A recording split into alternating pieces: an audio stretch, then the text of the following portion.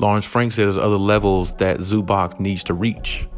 Well, in saying that, that must mean they want to keep Ivica Zubac. And I hope they do, because I really actually like him, and I hope he stays a part of the roster. For the last few years, I definitely agree with you. If you think that Zubac could have been a lot better, can be a lot more effective, could be a lot better of a big man, can actually show more promise, I agree with you if that's how you feel as a Clippers fan, because it's definitely right. He can be a lot better, and he can show a lot more promise. But I like Zubac, and I guess I'm sticking with that because I like his upside, and I like the presence that he can build, and become if he ever actually take it to the next level. This is the reason why I said in yesterday's video, if they get another big man, they can actually get a big man with some experience, maybe with some championship experience, who can school him and put him under his wing and allow him to flourish as a big man himself. And this is the reason why I think they should go after somebody like a Dwight Howard or somebody like that, just a backup center, nobody major. They don't have to go out and get Rudy Gobert or nobody like that. I mean, because he's really not helping anyway. He only plays one side of the floor, and hell, he can't even help Utah. They had #1 seeds a couple years ago and all this stuff, and can't never get past the first or second round. You see what I'm saying? So it's just a waste of time being there for him, but at the same time, he makes sense for what they need, not really for what the Clippers need, if you ask me. And I don't know how much the Clippers would have to give up for him anyway, hypothetically, because his contract is pretty huge the last time I checked. So I'm not willing to give up 4 or 5 pieces for him who only plays one side of the floor and is really not that good of a player, if you ask me. I just look at Rudy Gobert as, just one of those players that, I mean, I'm not saying he can't help a team or anything like that. I just don't feel like if he can't even help the situation he's in with the talent that they have on that team, with all the players that they have. I mean, they got some talent on Utah, but I mean, the problem with it is, they're playing, 4-on-5. They don't have, a guy who can go out there and, make things happen. You see what I'm saying? So, that's the reason why I said, if Zubac can get maybe if the Clippers get a good backup, center in there or something like that, who can, help Zubac out in his development and, isn't selfish or anything like that, they can get what they want out of Zubac. They can get the best out of him, but you got to put him in a situation where he can thrive and he can flourish. You know what I'm saying? If you don't put him in the situation, then it falls on you as an organization. And like I said, to me, he's too good of a talent to really be scoring the very low points that he scored and not have an impact.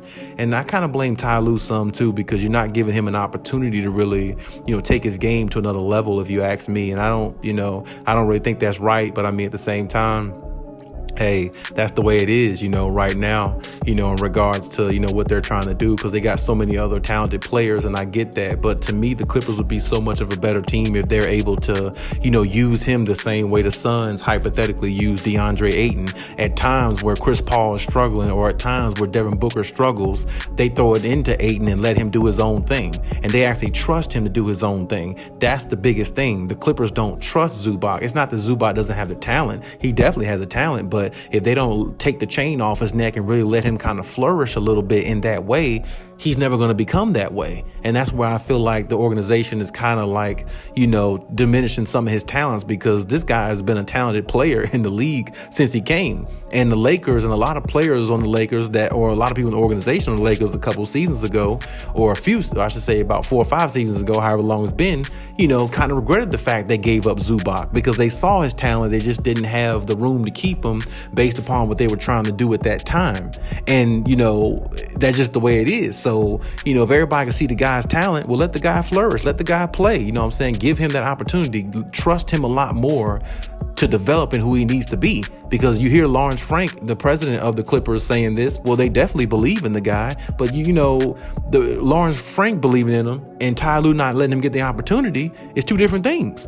So, I mean, let the guy do his thing. Let the guy be himself. Let the guy flourish. You know what I'm saying? Learn to trust him the way the Suns learned to trust DeAndre Ayton. DeAndre Ayton wasn't the best scorer, or wasn't able to score the way he could now, you know what I'm saying, in the beginning. But, they kind of trusted him and let him develop and kind of let him, become who he is into his own. And that's what the Clippers are not doing. And that's the reason why I think the Clippers lose sometime where they should win. Because even if they don't have Paul George and they got Kawhi Leonard, or they got Paul George and don't have Kawhi Leonard, they still should win games in a play-in tournament. They still should have won. They still should have got out of the play-in tournament. But when you don't develop certain players like a Zubac who could have made a difference in one of those games they played, simply because he would be a X factor unknown hero for them, because you don't allow him to flourish the way he could. It's like, oh, okay, well, you're not going to get the best out of him then, because you're not allowing him to do what he's supposed to do. You're not allowing him to flourish the way he's supposed to. And that falls on the organization. That doesn't fall on him. That doesn't fall on anybody else. And the only thing I'm saying is the Clippers got to find a way to utilize this guy more, because if the front office wants to keep him, which clearly Lawrence Frank being the president, they have aspirations of keeping him. Now, whether they keep him or not, who knows? But if they want to keep the guy, you got to let the guy develop. I mean, you got to let him be turned to who he needs to be, so you could be a much better team. I mean, because think about it. If he played more like a DeAndre Ayton, whenever you decide to call his number and let him go out there and do his thing, and he can put up big points, which we've seen Zubac have some big games. So he definitely has that talent. If you don't learn to trust him on that level, he's never going to get there. And you're always going to be thinking, what if, but you got the player on your roster that can change that what if. You're just not allowing him to do it. That falls on Ty Lue.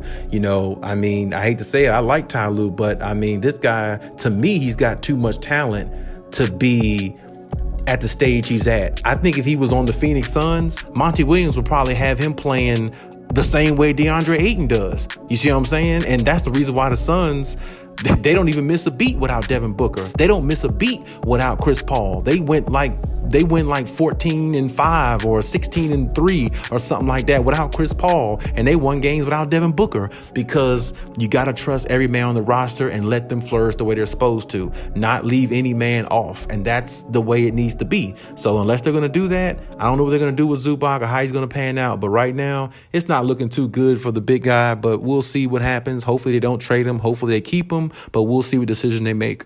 But hey, that's my take on everything. Leave any comments in the comment section, as always. And hey, Khaliis out.